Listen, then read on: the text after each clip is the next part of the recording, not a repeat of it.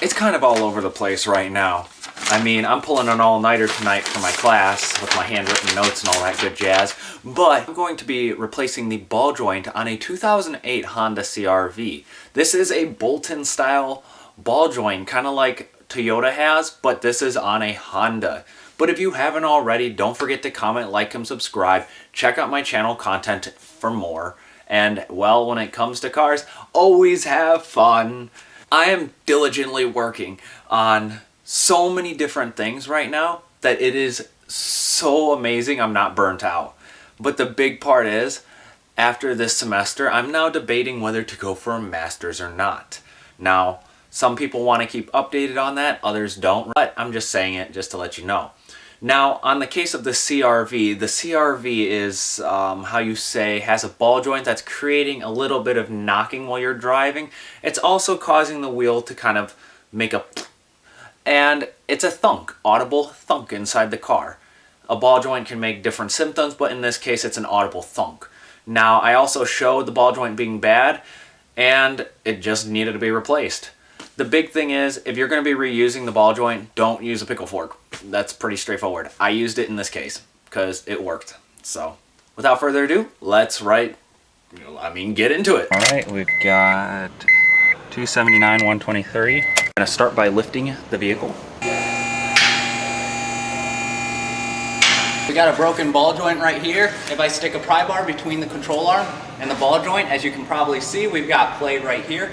So this indicates that we have too much play with our ball joint. So that's what we are going to try and replace. Another view is sticking the pry bar.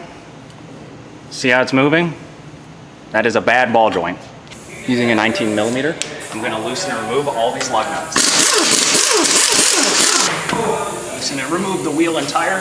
Starting from the back side, I'm going to try and remove this cotter pin. I pull the ear and pull it out. It looks like it actually came out. So there's our cotter pin.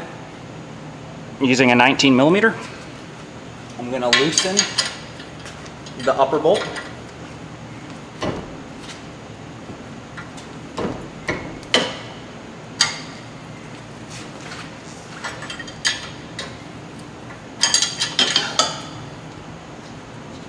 Oh, that's kind of convenient.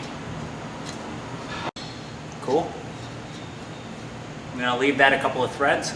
Using a 17, I'm going to remove the two nuts and the one bolt.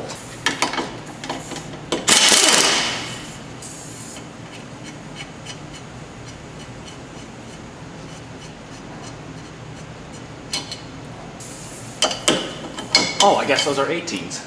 18 millimeter.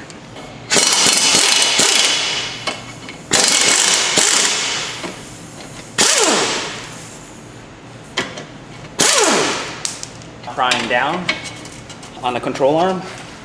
We're going to separate it if I can.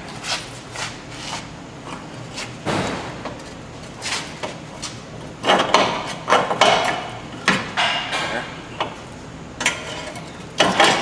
Oops. At the one side.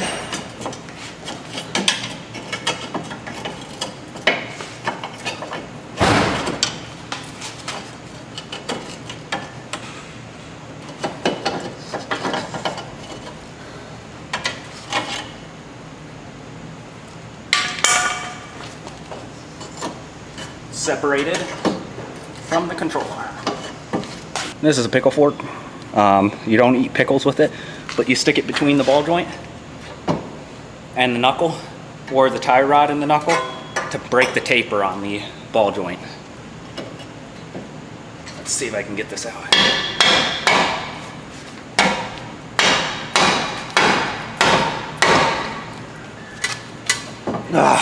Beef it up a little bit.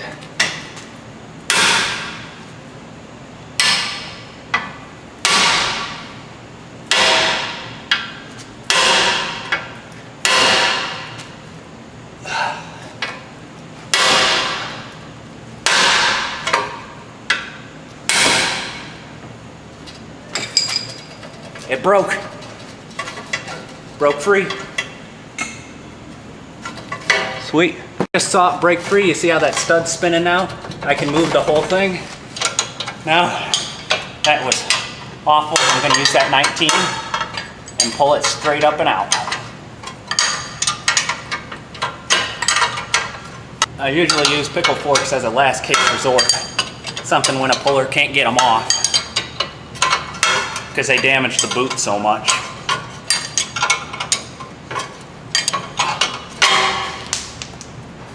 There's our ball joint. Here's our old ball joint right here. Still in here. So just give it a couple, see if I can break it from the pickle fork.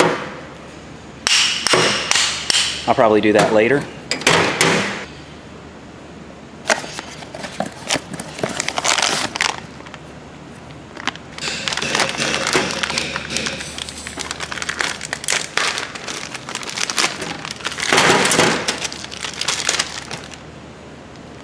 We got some new hardware here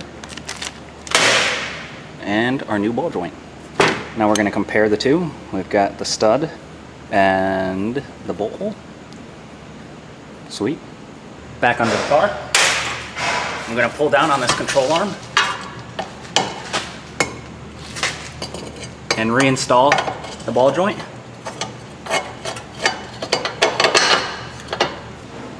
We've got that one in the center. And then the two nuts.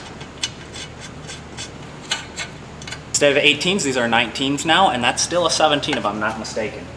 Using a 19 millimeter, I'm just going to snug those down before torquing it down.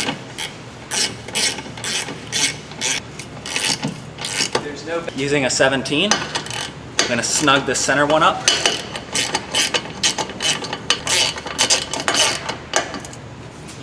Stick the ball joint in. Shifting the steering knuckle we just saw pop in, taking that new castle nut and installing it.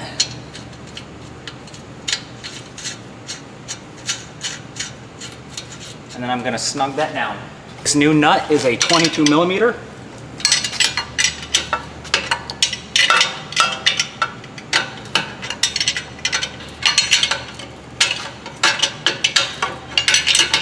.38 foot-pounds. This is 43 through 51 foot-pounds. I'm going to torque it to 50 foot-pounds. 51 foot-pounds. Using a crow's foot.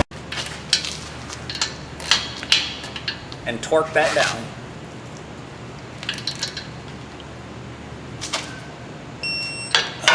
Sticking the cotter pin in. I'm going to stick it in through the hole where it lines up. Go through. Then fold the ear over.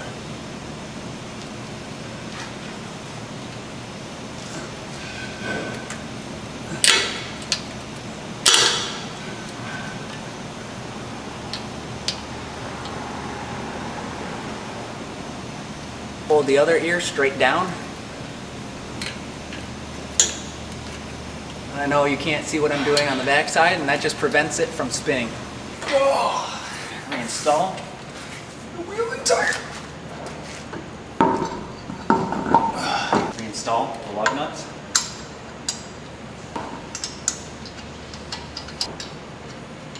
Wondering why this stud is green. Due that the parts store gave me the wrong thread pitch. I rammed it on there, snapped it, so I went back to the originals. Oh my goodness.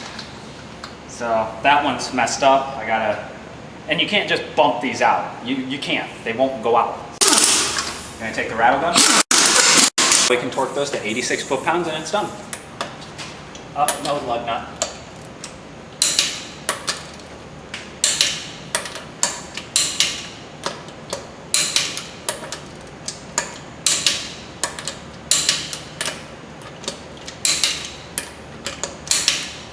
It's not difficult at all to replace the ball joint on a 2008 Honda CRV. Actually, it was rather simple as far as the complex issues that that car has presented itself with. I would say if you're gonna replace the ball joint, just replace the control arm. That is easier said than done.